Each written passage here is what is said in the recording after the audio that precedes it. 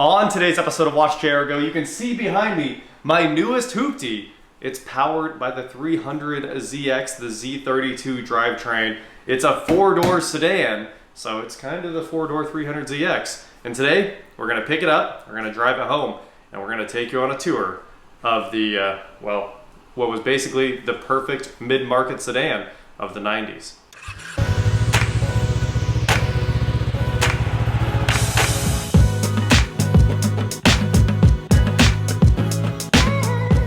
What is going on, guys? I am WatchJRGo, and today, like I said, I am here with my new to me Infiniti J30t, and we got to go buy this car, obviously, but we've already got it home in the garage. I'm going to take you guys back through the time machine so you can see us picking this car up and driving it home. It was an experience. I think that's the best way to say it.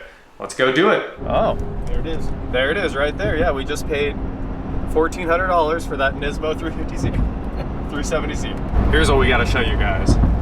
The entire back of the truck and the entire cab of the truck are completely full with Vintage Max for the Tech Throwback channel. I'm really excited about that. Eric's keeping it alive. That power steering pump is big angry. All right, huge shout out to Carlos for selling me this. He jumped on, we were talking on Facebook because I saw this and I wanted it, and he was like, it's WatchJRGo, so shout out to you for selling it to me. Thanks for watching the channel, man. Yeah, so I'll have fun with this car later. All right, this thing so far has a pretty nasty misfire, flashing airbag light, washer low, seat belt. I think we can fix that one right now. Hopefully it's got heat. Hopefully we can make it home. Auto, let's crank the heat up to 72. Roll the window up here. Interesting window switch. Wow, that was really cool. Now let's get on the road. I'm gonna have to 2-foot this probably. Nice transmission, lights. Let's go. No power steering. All right, we'll get this thing home, I hope, and then we can talk about it. It does drive, runs and drives, $1,400. This probably should have been a part out, but we're gonna bring it back to life. That's the hope. This is a really bad situation to be in because the battery's completely dead and it doesn't want to stay running. So if it dies, I'm kind of in trouble, and we definitely forgot to move the jumper cables into the truck.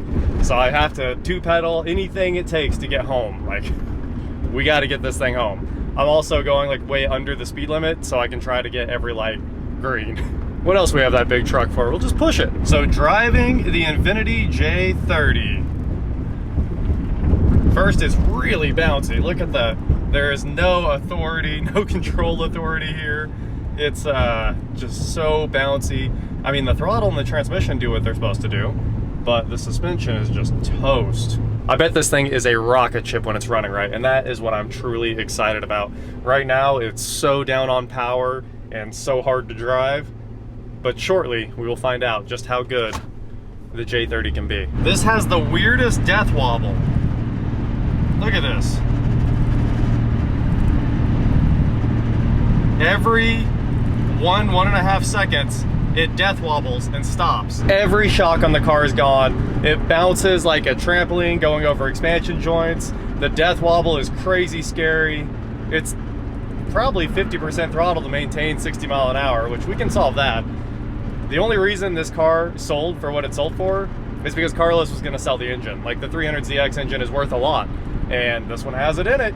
So the rest of the car definitely needs to get crushed, but I bet we can make it a driver again. The drive home honestly went pretty well for, I mean, the tires being out of round on wheels that aren't made for the car, and that death wobble sort of kind of went away after the tires warmed up a little bit. So the driving's already much better. I feel like I've got a little control over the car. You can tell the rack's fine, but there's definitely some worn out bushings in the front end. The heated seats work, so it's comfy. Like, this is truly a luxury car, I gotta say. It looks great, it's simple, it has that 90s luxury. The cruise didn't work, which is unfortunate. I still haven't gotten it to pick up. Yep, it will not take. The cruise control definitely turns on, the master's on, but no cruise. Other than that, I don't have any complaints. It got me home, which is insane for what I now think is down 2 cylinders. And the suspension is really, really bad. Now we get to have some fun and work on this thing. Everything works except for the temp gauge. I can tell that it's warmed up. We've got heat. Feels just fine, but for some reason we don't have the temp gauge there. The clock works, and it looks like it's got that really cool green Infiniti backlight. The auto climate works perfectly. It is 72 in here, and the radio works. Somehow everything works in this car, but it is hanging on by the smallest thread imaginable. Now, I am here with my new to me Infiniti J30t. The T is for touring, and this car was built in 1996. Now, unfortunately, the 1996 Tourings are not the cream of the crop. The true ultimate J30Ts are actually slightly older. They're the 93 and 94 models where they put more money into these cars. They had BBS wheels. There were gold editions that had these gold door handles, gold grills, gold antenna, and these really limited BBS wheels, honestly. And unfortunately, Nissan was going broke when they built this thing. They had to keep building nice cars, but they also wanted to spend less money. So all I get on my J30T over the base model is this spoiler. Anyway, let's check out the rest of the car. This thing was $39,000 in 1996. That's what year this thing was built, but it was $2,000 more to add this spoiler. And I'm happy to say I've got the spoiler. So we'll take a look at the rest of this car. It's a little bit bulbous. I don't know if that's the best way to describe it, but I think it's the closest thing we have because it's not sharp. This car was supposed to be the death of the wedge. That's what the designer actually said. As you guys know, most of the cool Nissans of those days, especially the 300ZX, were wedges. Most of the supercars coming out of this era, especially the early 90s, were all wedges to match as well.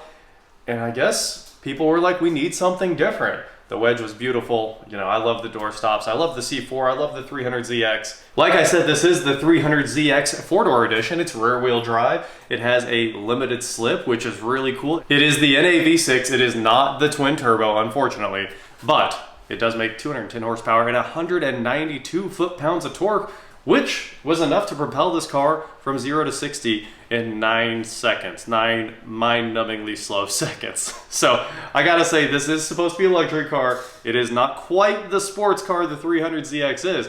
It's bigger, it weighs more, it's slower, and they actually detuned the engine quite a bit because they didn't want to just give you all the 300ZX power. So it has retarded ignition timing, and it just makes a little bit less power. So it's not quite a race car, but it is the powerful luxury sedan that we all know and love. Powerful, personally, it's like my favorite thing to drive is 700 horsepower four-door sedan. It's just nice to roll around in complete comfort and silence and a whole bunch of power. And this car was that in the early 90s. Now, of course, there was still a higher tier. You could get the Q45, which was bigger and had more, you know, leg room, interior volume, all of that good stuff. But this was a really solid car for the time. So let's go ahead and open the door up and take a look inside here. Now, this is a hoopty, but we get to start with the quirkiest thing of this entire car, and that is the insanely weird driver window switch. So this is full width, and it is auto express down. I do not think it actually express ups. It went down for me, it didn't go up. Then you have the lockout, where the driver window switch should be, and then you have your passenger window switch and the rears. Locks, mirror controls, everything's laid out well, but that is one very weird window switch, and not something you've really seen, or I haven't really seen on anything else. We do have nice leather door panels, and they're still somehow supple 20 years later, basically. And it also has Infiniti's signature dark light interior scheme. So we have the very dark brown dashboard, and then it transitions to a much lighter brown all the way around the rest of the car. The car has 175,000 miles on the clock, so it has been well used. That's probably the best way to say it. You can tell from the steering wheel that it is well used. It has nicks and stitching coming out kind of all over the place. The clock is still rocking. Like I said before, cruise control does not work, even though the master lights up. This is real burlwood. How very Rolls-Royce of you, Infiniti. They really wanted to make sure everyone knew this is a luxury car. And of course, that burlwood transitions into some plastic right underneath. But this plastic's really not that offensive. It works well, except for the defrost vents popping out of the dash and the glove box seams ripping apart there where the airbags go. I do have to say, one really cool feature of this car is this auto dimming mirror with a day and auto control right there. It's electronic. Instead of having like a push button, That's a nice touch. I gotta give it to them. We also have BMW's signature right there, the center sun visor, so you can flip that down and block any light coming over the mirror, give you a nice, you know, single gigantic sun visor if you flip them all down. These are some really big mirrors too, I gotta say. It even tried to light up. Where's the switch? Yeah, you see it. Hey, there we go. We got the mirrors to work again. Just needed a little bit of love. They haven't been used in years, probably. Since we were talking about the Burlwood, I cannot skip mentioning the digital auto climate control, which still works to this day, and it works well, honestly. So I can't complain about that at all. It did have a Bose system. The Bose receiver is gone, but the speakers still work great. Even the tweeters in the A-pillars, and of course the big, it looks like 6x9s down in the door there. So somehow all the audio still holding on today, and it works great.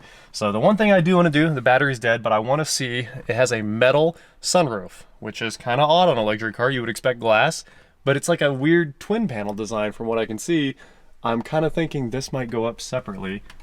And now that it's inside, we can open it up. Let's see if it'll work. Up. Oh, look at that. The middle opens separately. How wild is that? So that's a vent. And the sunroof still works. It is 2023 in a couple of days. And this 1996, is it auto? No, there's no auto. Still runs. Wow. I gotta give it to you, Infiniti. That is pretty impressive. Try to help it out. The battery is legit dead in this car. Even has the pop-up wind deflector. That's where it's gonna struggle too. Well, good on you, Nissan Infiniti. Your sunroof still cranking. You running the power seats? You trying to sit up here? Underneath here, we've got a pocket added for this aftermarket Pioneer stereo. That's working great. I can't complain about that either. And smoker's package, as you would expect for an early 90s car. We got the cigarette lighter and the ashtray, and it's full of ash and change, as you're pretty much accustomed to seeing on these cars. Cup holders right here. They don't seem like they close properly, but it has cup holders and they have a release. I don't know. None of that stuff works correctly. And here in the center console, we have some papers, possibly spare keys, even though they look like Ford keys. I'm gonna bet money on those being Ford keys. And a new knock sensor for this, which I really do not think a knock sensor is going to solve the fact that there's like just cylinders that aren't firing. We'll get into the mechanics of this thing later. For now, we just get to check out this luxury touring car. Here in the glove box, we have, is that an old iPhone cable? Oh, USB micro, and is this a 10mm? Please be. Well, it's a 13, and it's a reversible gear wrench. That's a nice wrench. That's the best part of this car so far. I'm pretty excited. Brand name. The back seats also have an ashtray, because of course they do, and it doesn't open. Oh, look at that, it does open. It's just, it doesn't close correctly. All right, I can't be mad at that. I'm gonna assume we have some cup holders right here. We do not. Being a passenger in the mid-90s was not actually cool. No cup holders in the rear. Door, okay. Dome light has a door position, and it still works. Door panels, nice and simple, they look good. The door sills are also finished in a nice metal trim. Front and rear, they look great. And I forgot to mention, 8-way power heated seats in the front. And they're simple, and they still work to this day. 175,000 miles later, heated seats, still cranking, and all the power stuff works. I'm kind of impressed. Let's look under the hood, check out this power plant from the 300ZX, and see what's in the trunk. Impressively, here in the front, we have dual projector headlamps. Very cool. It has projector housings in a glass housing. That's nice. So they've held up for years. They're not all faded like all the new plastic lights. I gotta give you credit, Nissan. It's a pretty solid package. It also has fog lights down here in the lower section of the front bumper. Let's look under the hood, which of course has failed hood struts. Wouldn't belong in this channel with good hood struts. And here is that VG30DE out of the NA300ZX. It looks like it's a timing belt engine. I've never really worked on this thing. It looks horrific, I gotta say. It might have been powerful in the 90s, but this is kind of the worst thing you could work on. But at least it's got coil and plug. I gotta give them credit. Coil and plug, dual throttle bodies that are cable actuated with a huge shaft that runs all the way across here. So here's our throttle bodies. This has the forward-looking throttle bodies. If I remember right, on the sports cars, they come out. But this giant throttle shaft comes through here, cruise control's in here too, and rotates both throttle bodies at the same time. And then of course, throttle position is over here and just on one bank. So it only checks if something happened over here, the engine would only know throttle position over here, and it would think everything's fine. Luckily, it probably will never break. I gotta give them that. I do already know the power steering pump has like no fluid left in it. You can see some's been spilled on top of it, and we need to fill that up, and that should stop that nasty power steering whine out of the front end. And this car had triple channel ABS in 1996. Look at that monstrous ABS unit hiding in there. Here's our cruise control right here. There's our cruise control diaphragm. I'm assuming the module right underneath it.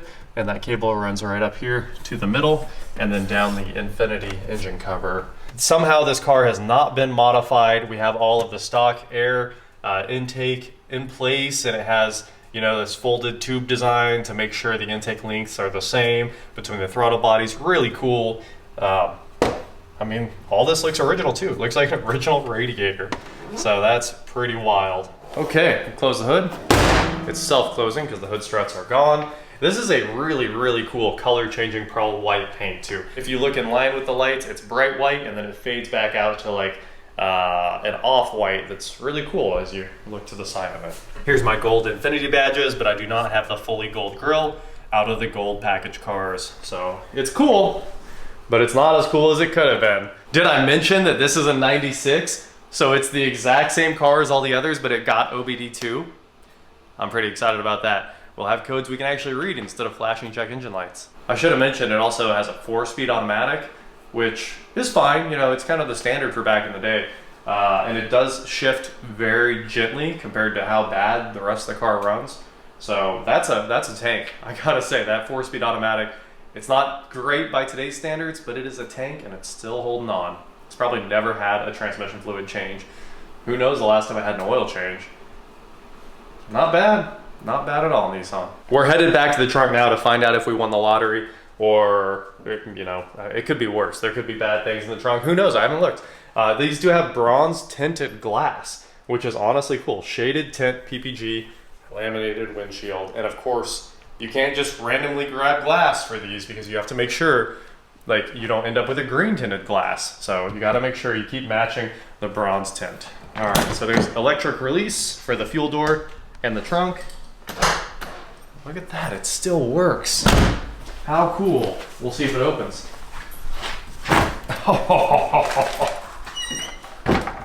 Not a thing. There's another MAF. Check that out. We got a spare MAF. Can't be upset about that. Looks like it might be the original. We got the book, we got some Fix-A-Flat, and a pencil holder from Rubbermaid. Spare tire in here too. Is this? These cannot be the originals. I don't think they are. They say MB wheels, but that is a full blowout. The sidewall is completely gone. That was driven on quite a bit after it blew out. Finally, a trunk that's not interesting. Usually we find all kinds of crazy stuff. So that is the Infiniti J30t. I'm excited to get this thing sorted out, at least make it run right. That's all we need to do is make it run so it keeps running. And of course, it's gonna need a battery because the battery's dead, it has to be jumped every single time. And the other thing I wanna know is, does the electronic fuel release work? Interestingly, you pull out for the trunk and you push in for the fuel door. But the fuel door works. How cool is that? It even opened all the way up. That's pretty awesome. Power mirrors, I mean, everything you would expect, but it's that subdued luxury, the old Japanese style where none of it's in your face, but it has all the options. So you gotta give them credit where credit's due. This was probably a really, really nice car back in the day before it became ultimate hoopty edition. Also, it has Ford Focus wheels on it or something. Ford Windstar wheels? I don't know what these are, but they are terrible. I think they're what's causing the front end vibration. They're probably not centered on the hub. And look at that, they don't even have little lug nuts. Somebody didn't try very hard. At least it's got Bridgestones on there. This 96 J30t cost me $1,400. Let me know in the comments below, do you think I overpaid for it? Do you think I underpaid for it? Do you think that this engine is amazing? It is, it's that old 90s tech V6, and so far, it's still holding on. Like I said, by the slightest thread. The tiniest thread is holding this car together. But it still got me home, so what can I complain about? In the next episode, we'll start trying to sort this thing out. We'll get it cleaned up, and we'll get it back on the road again.